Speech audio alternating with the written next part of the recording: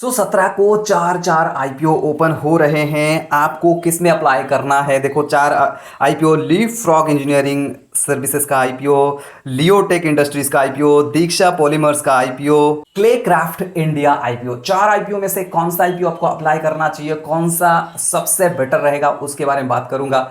तो financial structure, company का काम क्या है, ये सारा कुछ देखेंगे। अगले आने वाले 3-4 साल, 3 साल तो बेहतरीन होने वाले हैं, क्योंकि अगले 3 सालों में इलेक्शन आ जाएगा। तो इलेक्शन से पहले पहले ये जो मतलब पंचायत इलेक्शन होने वाले हैं ना, उसके बाद से देखना डेवलपमेंट का काम स्टार्ट होगा। अभी तक तो फ्री बीज चल रहा था, जो कि देश को खोखला कर रहा था। मतलब अगर बजट देखोगे ना, तो स्कीम में ज़्यादा पड़ा चला जाता है, फ्री बीज स्कीम जिसे बोलते हैं, उसमें ज़्यादा पैसा जाता है, ना कि डेवलपमेंट में। लेकिन अगला जो 2 से 3 साल होने वाला है, उसमें डेवलपमेंट होगा। और किस में आपको लगाना चाहिए, चलो स्टार्ट करते हैं। पहला, Leap frog engineering services IPO. इस वाले आईपीओ के डिटेल देते हैं। देखो, ये सारे के सारे 17 को आएगा, 19 को क्लोज है, और इसका जो लिस्टिंग डेट है वो है 24 जून को। तो ये आपको क्लियर हो गया। अभी एक एक करके कंपनी डिटेल देता हूं, उसके बाद आपको बताऊंगा कि इसमें अप्लाई करना चाहिए नहीं करना चाहिए, वो एंड में बताऊंगा किस में सबसे बढ़िया रहेगा। ठीक है, लीप फ्रॉग इंजीनियरिंग का आईपीओ के बारे में यहां बताऊं तो ये जो इसका मार्केट वैल्यूएशन देखो, ये सारे के सारे एसएमई के कंपनी होने वाले हैं, लेकिन उस हिसाब से इसका मार्केट वैल्यूएशन 326.12 करोड़ का है, जो कि अच्छा ही है। वहीं पे अगर प्राइस बैंड देखो तो 21 से 23 रुपए का है, बहुत छोटा प्राइस बैंड है। हाँ, आप छोटा कह नहीं सकते, क्योंकि प्राइस टू बुक वैल्यू बहुत मैटर करेगा। हम वो देखने के बाद हम डिसाइड करेंगे छोटा है, बड़ा है, प्रीमियम ज़्यादा है, कम है। ठीक है, तो ये सारे चीज़ें मैं बताने नहीं वाला आईपीओ डिटेल में, क्योंकि आईपीओ डिटेल आपको पता रहेगा मतलब कब आएगा कब जाएगा। 1 रुपये का फेस वैल्यू है और 6000 शेयर आपको लेने पड़ेंगे 2 लॉट के लिए। वहीं पे आईपीओ का जो साइज़ है 89 करोड़ का है, अच्छा खासा बड़ा आईपीओ साइज़ है एसएमई के हिसाब से। उनमें से जो है आपको दिखेगा फ्रेश इशू 75 करोड़ का है, बाकी ऑफर फॉर सेल है। तो ऑफर फॉर सेल बहुत कम है, तो उस हिसाब से ठीक ठाक ही है। ठीक है, अगला, काम क्या करती है कंपनी, ये बहुत ज़्यादा मैटर करती है कि कंपनी का काम क्या है। देखो, कंपनी का काम यहाँ पे गिनाया गया। इनकॉर्पोरेटेड 2005 में कंपनी बना है। Leap frog engineering services limited is engaged in integrated engineering services and provides EPCC services. ठीक है, तो क्या क्या सर्विस है? Electrical solutions. The company provides a range of electrical solution including engineering consultancy for electrical system, manufacturing of MBLV switches भी manufacture करती है, installation का कॉन्ट्रैक्ट भी लेती है, ऑपरेशन, उसके बाद उसको मेंटेनेंस सर्विस का भी काम ये करती है, बिल्डिंग ऑटोमेशन सिस्टम का भी काम ये कराती है। समझ आ गया आपका काम क्या है? बेसिकली जो जो इलेक्ट्रिकल कंपनीज होते हैं उसके लिए सोल्यूशन देती है। सेफ्टी सिक्योरिटी हो गया, उसको कैसे ऑटोमेशन में कर सकते हो, ये सारी चीजें। इवन दो कुछ कुछ स्विचेस वगैरह भी मैन्युफैक्चरिंग करती है, बहुत सारे सोल्यूशन देती है। समझ आ गया कंपनी का? अगर यहाँ पे फाइनेंशियल स्ट्रक्चर देखा जाए तो देखो, एसेट की बात करूं 23 से 24, 25 और 25 दिसंबर तक का डेटा है। 66 से 51 थोड़ा सा घट जाती है एसेट में। वहीं से सीधा 51 से भाई 3 गुना हो जाती है एसेट, वहीं से भाई 156।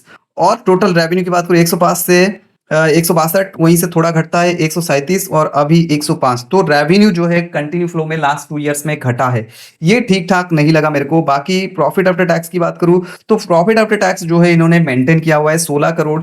28 लाख से 16 करोड़, वहीं पे सेम 16 करोड़, फिर 14 करोड़, थोड़ा सा मार्जिनली घटता है यहाँ पे। एबिटा ठीक ठाक है, सरप्लस 56.72 करोड़ का, बहुत ज्यादा है, और डेट कंपनी पे नहीं है। उस हिसाब से देखा जाए तो आरओई आरओसी अच्छा है, डेट टू इक्विटी बहुत मार्जिनल है, बहुत बढ़िया है, आरओएनडब्ल्यू ठीक ठाक है, price to book value decent है 3.66 टाइम, जो कि मैं आपको बता रहा था कि प्राइस कम है प्रीमियम का, तो इस हिसाब से भी प्राइस कम ही है। देखो, अब अगर हम उसको डिवाइडेड बाई 3.5 कर दे तो भाई 22-23 रुपीज का मतलब आएगा कितना, अबाउट 6-7 रुपए के आसपास आएगा। ठीक है, तो 6-7 रुपए का होना चाहिए, जो कि कुछ कुछ कंपनी 40 टाइम पे भी लाता है, जो कि बिल्कुल ठीक नहीं है, लेकिन ये 3 टाइम ठीक ठाक है।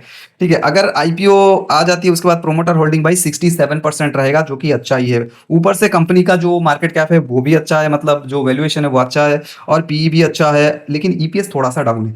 अगला कंपनी है लायन टेक कंपनी। और लायन टेक कंपनी देखो, सब कुछ सही है, लेकिन इसका फेस वैल्यू 10 रुपए का है। प्राइस बैंड यहाँ पे प्राइस मतलब इशू प्राइस 321 रुपए का रखा गया है, 400 शेयर आपको लेने पड़ेंगे। एसएमई के हिसाब से मुझे ऐसा लगता है कि बहुत ज्यादा हो गया। वहीं पे मार्केट वैल्यूएशन 125.19 करोड़ का है, 36 करोड़ का आईपीओ आ रहा है, 27 करोड़ फ्रेश इशू, बाकी ऑफर फॉर सेल है। कंपनी का काम क्या है वो दिखा देता हूं। तो 2020 में ये वाला कंपनी बना है। Limited engaged in manufacturing of the hardware structure and accessories. Hardware structure and accessories बनाती है, किसके लिए वो देखते हैं। Company produce door kits, door में जो किट्स वगैरह लगते हैं वो।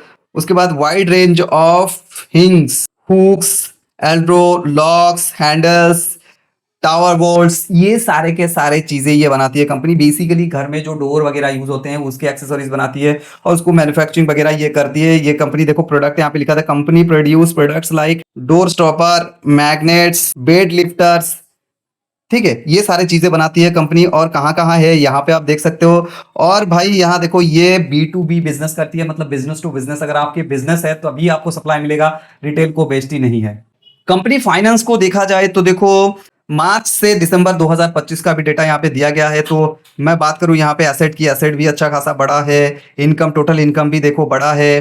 प्रॉफिट आफ्टर टैक्स देखो कंटिन्यू फ्लो में प्रॉफिट आफ्टर टैक्स भी बढ़ रहा है। मार्केट कैप भी इतना मतलब 100 करोड़ से ऊपर है तो ठीक ठाक चलेगा, ठीक है, मतलब वैल्यूएशन। उसके बाद एबिटा अच्छा है, नेटवर्थ अच्छा है। देखो मैं ये बहुत कम है लेकिन फिर भी ये जो बढ़ रहा है, कंटिन्यू फ्लो में बढ़ रहा है, वो मैटर करता है, ठीक है।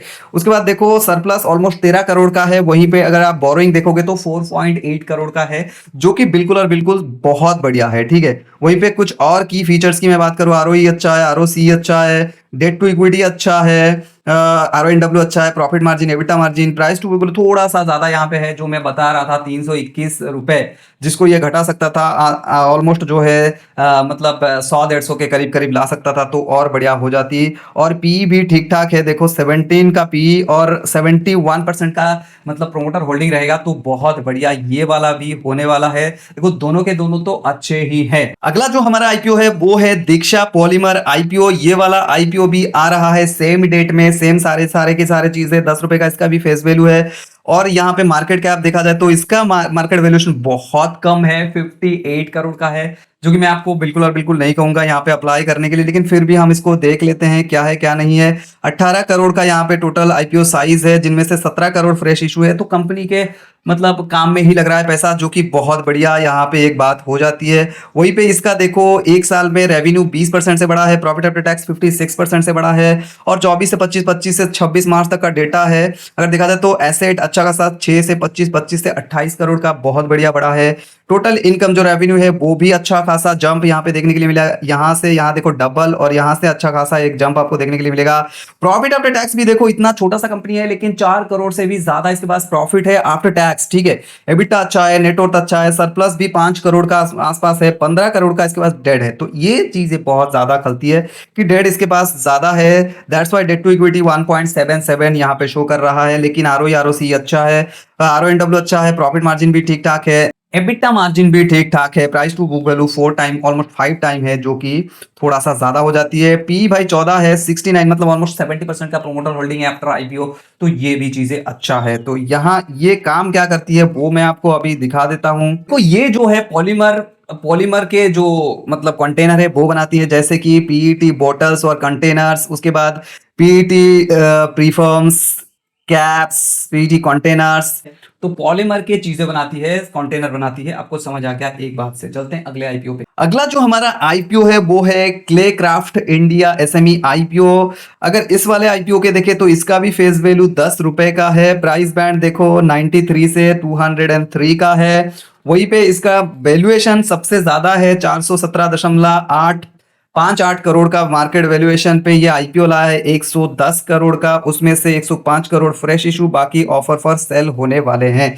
तो ये चीजें बहुत बढ़िया हो जाती है, बहुत अच्छा। ये कम मार्केट कैप भी इसका अच्छा है, और साथ साथ जो इसका मतलब साइज है वो भी अच्छा है, एंड फ्रेश इशू भी बहुत बढ़िया यहाँ पे देखने के लिए मिलेगा। सेम डेट है, सारे कुछ आपको दिखाना नहीं पड़ेगा। काम क्या करती है वो देख लेते हैं। यहाँ पे incorporated in July 1994, clay craft India limited is a manufacturer of bone china crockery and ceramic tumbler. ये सारे चीजें ये बनाती है। Company is specialising in products like high quality dining products including plates, cups, saucers, mugs, so basically जो kitchen के जो products है वो सारे कुछ ये कंपनी बनाती है। अगर आप यहाँ इसके कंपनी का मतलब फाइनेंशियल देखोगे तो देखो रेवेन्यू जो है एक साल में 20% से बड़ा है, प्रॉफिट आफ्टर टैक्स 30% से बड़ा है एक साल में, और 25-26 का डेटा यहाँ पे है। अच्छा खासा देखो एसेट में बढ़ोतरी है। देखो बहुत पुराना कंपनी है, उस हिसाब से ज्यादा देना चाहिए था यहाँ पे, लेकिन दिया नहीं है।